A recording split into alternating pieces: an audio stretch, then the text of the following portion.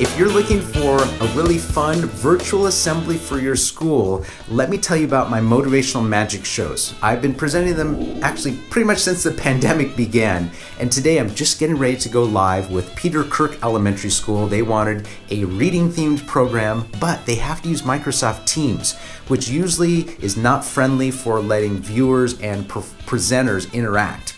So what I did is last week I met on Zoom with 3 of their teachers and 2 of their students and got permission to use their video, and that video is going to be interspersed with what I'm doing live in my studio.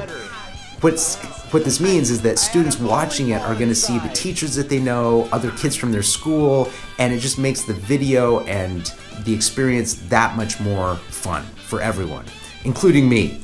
So if you're looking for something like this for your school, please send me a message. I'd be happy to tell you more about my science magic, reading magic, and just for fun, amazing magic shows.